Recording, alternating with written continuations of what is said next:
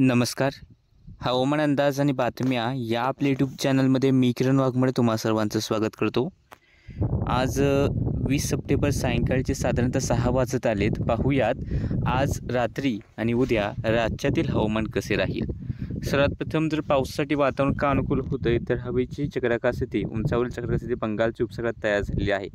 या सिस्टीममुळे पूर्वेकडून वारेसुद्धा सक्रिय झालेले आहेतच. सोबतच या सिस्टीमपासून 21 तारखेपर्यंत एक कमी दाबाचं क्षेत्र बंगालच्या उपसागरात विकसित होण्याचाही अंदाज हवामान विभागाने दिलेला आहे.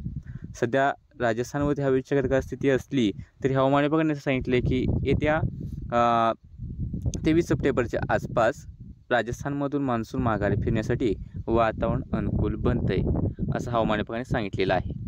बाकी सध्या राज्यात जर पावसाचे ढग पाहिले तर वर्धा, नागपूर, गडचिरोली, यवतमाळ, नांदेड, हिंगोली, त्यानंतर परभणीचा भाग असेल, या ठिकाणी पावसाचे ढग आहेत. त्यासोबत धाराशिवचे थोडेसे उत्तरेकडील भाग, नगरचे दक्षिणेकडील भाग, सोलापूरचे थोडेफार पश्चिमेकडील भाग किंवा त्याला लागून असलेल्या पूर्वेकडील पुणे आणि सातारच्या भागांमध्ये सुद्धा थोडेसे पावसाचे ढग विकसित होऊ लागलेले आहेत.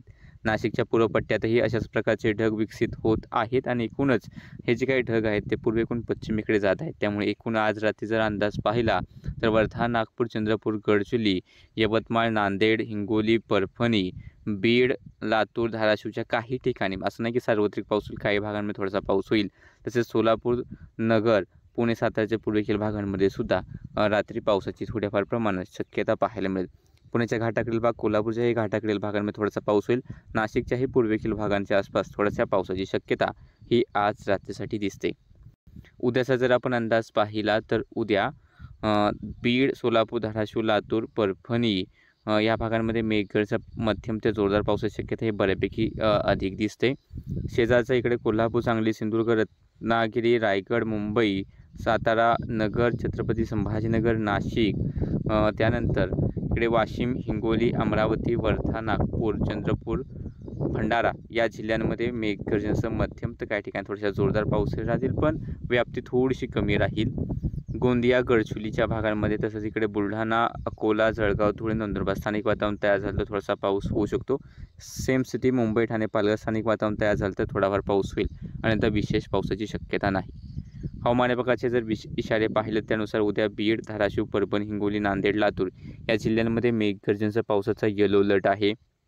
तर नाशिक, जळगाव, छत्रपती संभाजीनगर, जालना, नगर, पुणे, सातारा आणि सोलापूर या जिल्ह्यांमध्ये हलका मध्यम पाऊस किंवा गडगडाट होण्याची शक्यता हवामान विभागाने वर्तवली.